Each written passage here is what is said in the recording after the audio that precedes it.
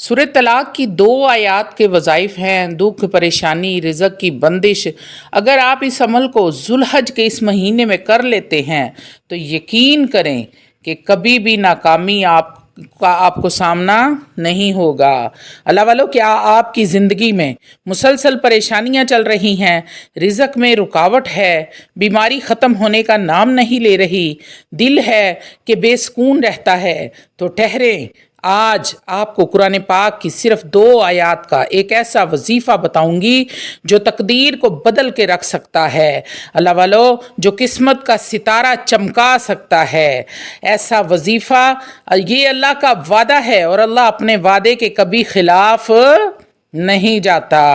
अल्लाह वालों, आज का ये अमल इन लोगों के लिए जो ज़िंदगी की मुश्किलात से तंग आ चुके हैं। सूरह तलाक की आयत नंबर 2 और 3 अल्लाह ताला की तरफ से ख़ास इनाम है। इन आयात को आयात रिज़्क़ भी कहा जाता है क्योंकि इनमें रिज़्क़, आसानी और अल्लाह की मदद का वादा मौजूद है। आइए सबसे पहले इन 2 आयात का तर्जुमा सुनते हैं। और जो अल्लाह से डरता है, आयत नंबर 2 का तर्जमा है, और जो अल्लाह से डरता है अल्लाह ताला उसके लिए निकलने का रास्ता बना देते हैं। आयत नंबर 3 का तर्जमा है, और वो उसे ऐसी जगह से रिस्क देता है जहां से उसे गुमान भी नहीं होता, और जो अल्लाह पर भरोसा करे वो उसके लिए काफ़ी हो जाता है। सुबहान अल्लाह, कैसा ज़बरदस्त वादा है अल्लाह का। अगर हम दिल से इन आयात को अपनाएं तो मुश्किलात खुद ब खुद दूर हो जाती हैं। इस वजीफ़े का तरीका बेहद आसान है। सबसे पहले बावजू होकर एक खामोश जगह पर, पाक साफ होकर आपने बैठना है और वज़ू कर लेना है। दिल में यकीन और तवज्जो के साथ अल्लाह ताला का नाम लें। फिर सूरह तलाक की आयत नंबर 2 और 3 को 11 मरतबा पढ़ना है, अव्वल व आखिर 3 मरतबा दरूद इब्राहिमी के साथ। अल्लाह वालों, रहमतों, बरकतों, अज़मतों वाले, शान वाले, बुजुर्गी वाले नबी पर रहमतों, अज़मतों, बरकतों वाला दरूद पढ़ के जब आप हदियतन, तोहफ़तन, नजरानतन पेश करेंगे तो इस वजीफ़े को, आपकी मुराद को पूरा करने पर दुनिया की कोई ताकत की रुकावट नहीं आ सकती। कोई ताकत उसको रोक नहीं सकती कि आपकी मुराद पूरी ना हो या आपका वजीफ़ा कामयाब ना हो। इस यकीन के साथ आपने वजीफ़े को करना है। इस वजीफ़े को रोज़ाना आपने फजर या इशा की नमाज के बाद करना है क्योंकि ये ज़्यादा बेहतर है। हर बार दुआ में अल्लाह से अपने मकसद के लिए आजिज़ी से दुआ करनी है। अल्लाह वालों, दिल में मुकम्मल भरोसा रखें कि अल्लाह ज़रूर रास्ता निकालेगा। इस वजीफ़े का असर चंद दिनों में नज़र आना शुरू हो जाएगा। अल्लाह वालों, कुछ लोगों ने इस वजीफ़े को किया, 3 दिन बाद उनका असर ज़ाहिर हो गया, किसी को 7 दिन बाद, किसी को 21 दिन बाद। इसलिए आपने इस वजीफ़े को जारी रखना है जब तक आपका मकसद हल ना हो जाए। एक बहन ने इस वजीफ़े को अपनाया जिन्हें कई सालों से औलाद नहीं हो रही थी। सिर्फ 21 दिनों में उन्हें अल्लाह रब्बुल इज़्ज़त की तरफ से खुशखबरी मिल गई। एक भाई को कारोबार के सिलसिले में नुकसान हो रहा था। पहले कारोबार अच्छा चलता था, अब कारोबार बंद हो गया था। इसी वजीफ़े से उन्हें नया रास्ता मिला और आज वो कामयाब ज़िंदगी गुजार रहे हैं। अल्लाह वालों, इस दौरान गुनाहों से बचें और नमाज की पाबंदी करें। अपने दिल को साफ रखें, दूसरों के लिए खैर मांगें, खैर की दुआ किया करें। अल्लाह वालों, ये 2 आयात ज़िंदगी की हर मुश्किल का हल है, रूहानी लाक खोलने की कुंजी हैं। अगर आपको कोई ख़ास हाजत है तो इस वजीफ़े को 21 दिन तक मुसलसल करने से आपकी मनचाही मुरादें पूरी हो जाएंगी। अल्लाह वालों, ये दोनों आयात कुरान मजीद फुरकान हमीद की ताकत हैं। इनसे हर मुश्किल, हर रास्ता आसान हो जाता है। बस यकीन और सब्र चाहिए। याद रखें, हर वजीफ़ा अमल और तवक्कुल के साथ मुकम्मल होता है। इस दौरान गुनाहों से बचें, नमाज की पाबंदी करें, अपने दिल को साफ रखें और दूसरों के लिए खैर मांगें। ये 2 आयात ज़िंदगी की हर मुश्किल का हल हैं, कुंजी हैं। अगर आप इसको मुसलसल 21 दिन तक करते हैं तो आपकी हर हाजत पूरी ہوگی چاہے وہ سالوں سے آپ کی حاجت پوری نہ ہوئی ہو۔ تو اللہ والو دوران عمل صدقہ ضرور آپ نے کرنا ہے، چاہے ایک روٹی کا صدقہ کیوں نہ ہو۔ آخر میں اللہ پر مکمل یقین رکھنا ہے کیونکہ وہی کارساز ہے۔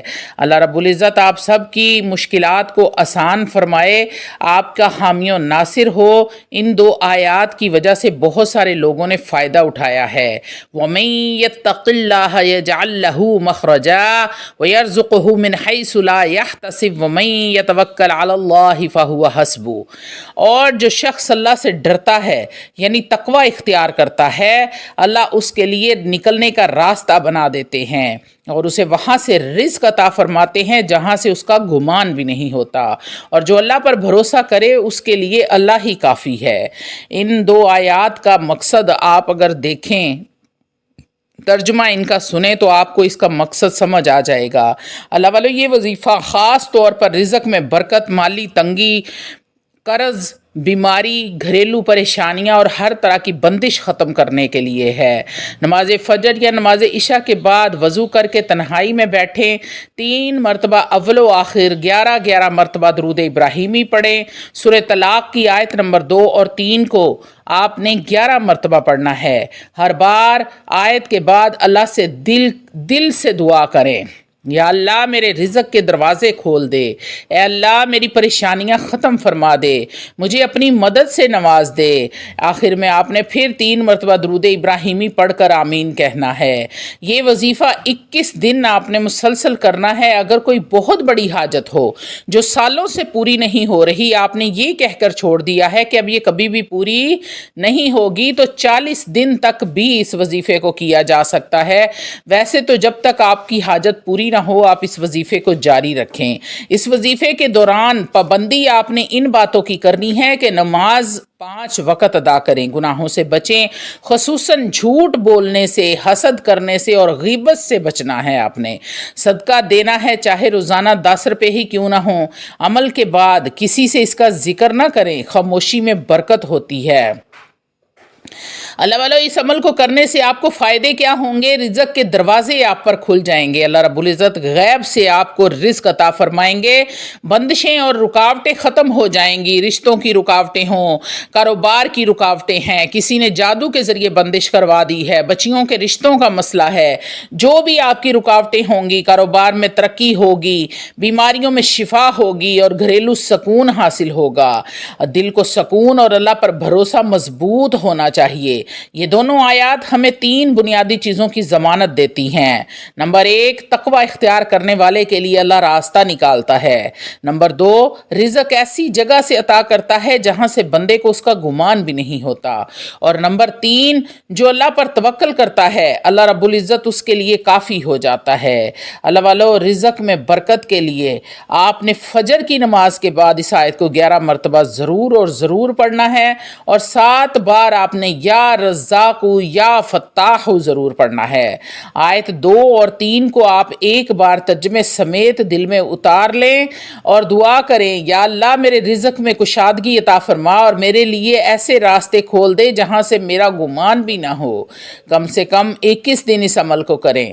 بیماری سے شفا کے لیے آپ نے یہ وظیفہ اس طریقے سے کرنا ہے کہ نماز عشاء کے بعد اس آیت کو 7 مرتبہ پڑھ کر اول و آخر 3 مرتبہ درود ابراہیم کے ساتھ پانی پر دم کریں اور مریض کو پلائیں، اور ساتھ میں 3 مرتبہ سورہ فاتحہ بھی پڑھیں۔ نیت آپ نے اس کی کرنی ہے، یا اللہ تو ہی شفا دینے والا ہے، ان آیات کے صدقے مجھے صحت، تندرستی، شفائے کاملہ عاجلہ عطا فرما دے۔ اللہ والو نمبر 3 پر قرض سے نجات اور مالی تنگ دستی کے لیے آپ نے اس وظیفے کو کیسے کرنا ہے؟ نماز مغرب کے بعد آپ نے روزانہ اول و آخر 3 مرتبہ درود ابراہیم کے ساتھ 11 مرتبہ ان آیات کو پڑھنا ہے، اور ہر بار پڑھنے کے بعد یا غنیو یا مغنیو 33 مرتبہ آپ نے پڑھنا ہے۔ صدقہ آپ نے لازمی دینا ہے، اس کے بعد آپ نے دعا کرنی ہے، انشاءاللہ اللہ رب العزت آپ کی قرض سے آپ کو نجات دلا دیں گے۔ نمبر 4 پر ہے گھریلو جھگڑوں، بے سکون اور طلاق سے بچاؤ کے لیے۔ طریقہ سن لیں، سورہ طلاق کی ان 2 آیات کو روزانہ گھر میں با آواز بلند پڑھیں، کم سے کم 3 مرتبہ، اور پانی پر دم کریں اور تمام گھر والوں کو پلائیں۔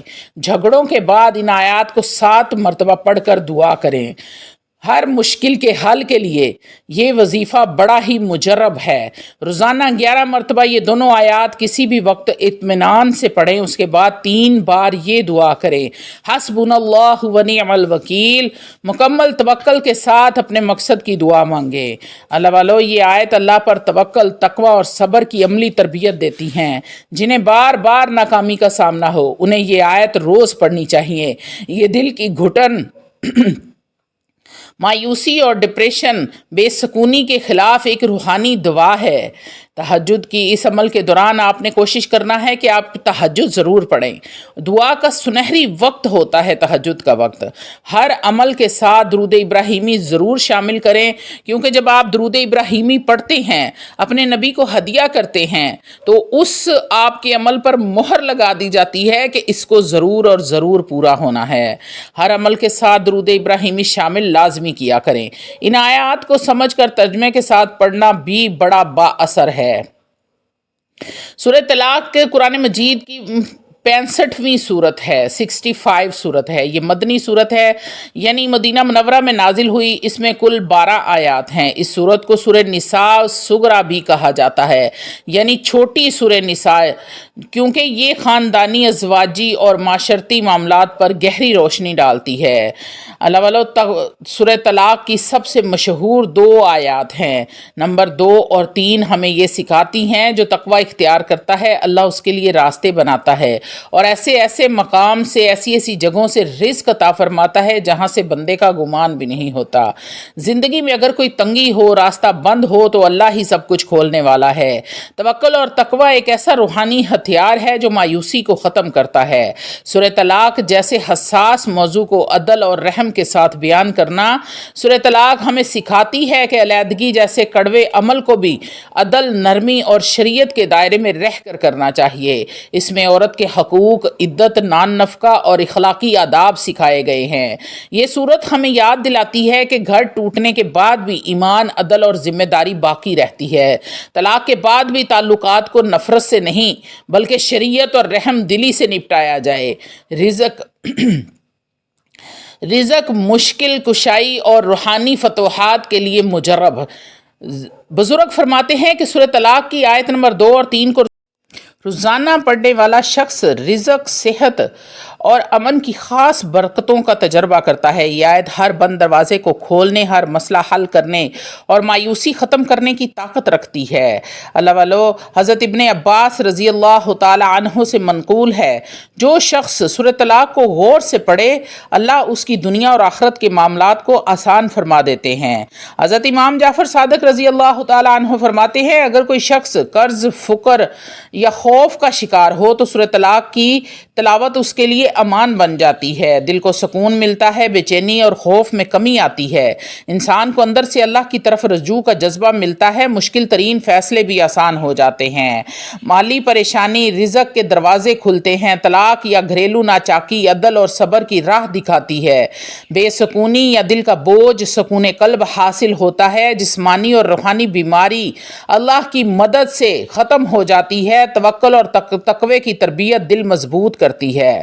اللہ والو، سورہ اخلاص صرف طلاق کے قوانین کی صورت نہیں ہے، بلکہ یہ زندگی کے بند راستوں کو کھولنے والی، اللہ پر توکل اور تقوی سکھانے والی صورت ہے۔